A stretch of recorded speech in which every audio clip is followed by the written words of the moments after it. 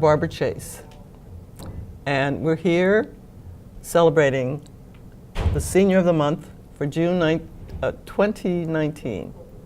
Her name is Joan Smith. I had to get the date right. Thank you, Barbara. How are you? I'm good, thank you. Congratulations on being nominated. Well, it's quite an honor. And we're here to get to know some of the special things about you. And from our previous conversations and what I've read, you have been involved in quite a lot of stuff. So let's start off with how old you are. When were you born? I was born in 1931 And where? in just outside of Detroit, Michigan. Oh, okay. And I lived there until, I lived there all of my life until after I was married and my husband was transferred to New York City to work. And so we left Michigan with our 4 young children. You went to New York? Moved to Montclair. Oh, you left Michigan and came straight to Montclair. Came straight to Montclair.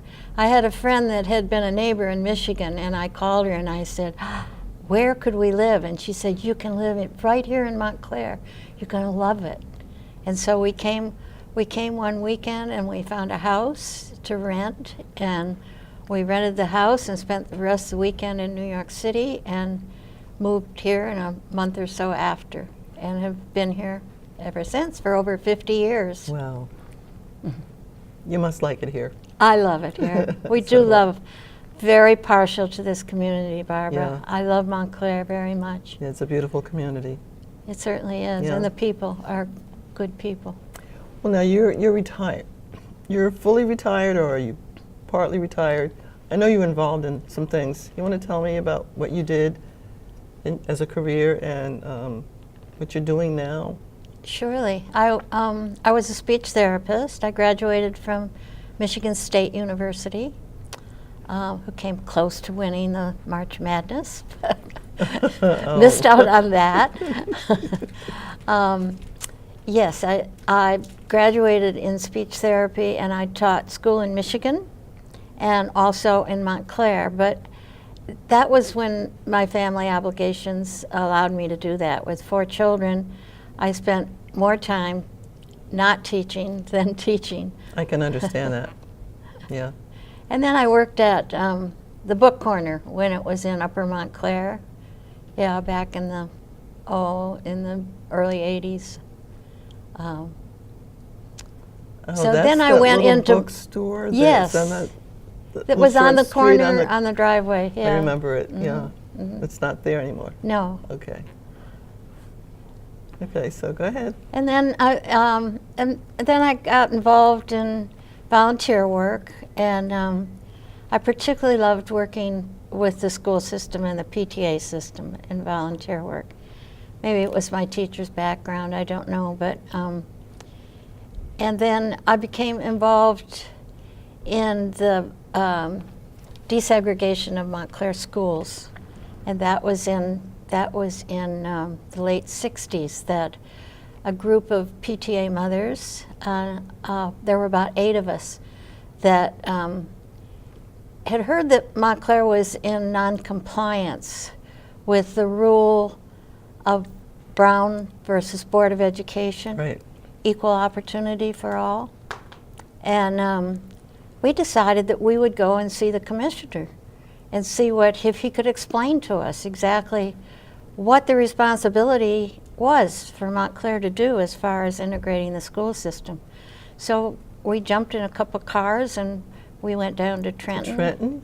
And we visited the commissioner, Carl Marburger, and he told us that yes, Montclair was definitely in non-compliance and it needed to integrate the schools.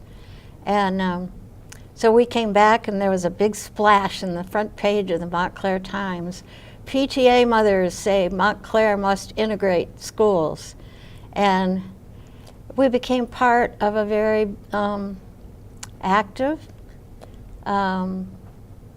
group of people to change things change in this things town.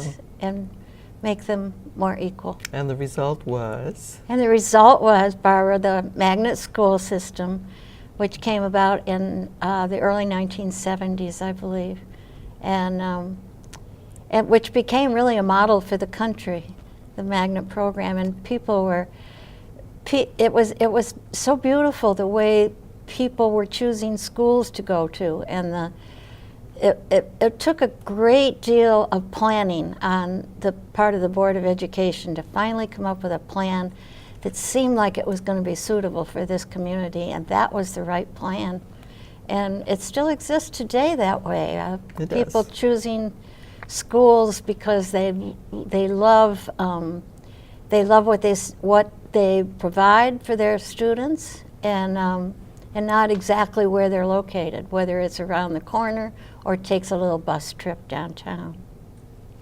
So the little bus trip turned into a whole new thing for the township and for the children who were going to the schools, into the school system. It did. Mm-hmm. So when did you retire? Well, you were doing a little something. I really worked very early on when my children were very young. I really worked on occasion. Right. When the school system would need me, or whatever they'd call, and I would do speech therapy work. But yeah, I haven't worked for pay. Let me put it that way, for many years. It's mostly my volunteer work, which I love, which I get a passion for once I start something. Which you're still involved in. Which I'm still involved in education. Only this time it's inclusive education. Okay, so what's your role now in that? The role that I'm in is that I'm an advocate for people with disabilities, because we have a daughter who was born in 1976 who has Down syndrome, and we decided very early on that she was more like our other 4 children than different, and that since there was a law that said separate is not equal, we looked at the law, studied the law with the help of a wonderful social worker, Jean Markowitz, in the Montclair school system, and we started inclusive education, which means that people with disabilities go to school with their typically developing peers with the modifications and the support they need for success. And I've been involved in that now for 40 years. 40 years. I think that's wonderful. And because you have the heart, it's in your heart. And so you take it into your volunteer work. Yes, I do. I would never stop doing that, I know, because it means so much to me to see the success that I see of what happens when people with disabilities are included in their community. And at some point you mentioned something that you just said as being your mantra. Separate is not equal. That says a lot. It says a lot. So I know that you love the township, the community that you're living in, and I imagine that this is where you're going to be. I plan to stay here, forever. Yes. Forever. Forever. Well, Montclair is happy to have you and all your good work. Thank you, Barbara. And congratulations again. Thank you. And I understand why you were nominated. It's very good meeting you, and hope to see you again. Thank you. Yes, I hope to see you too. Thank you.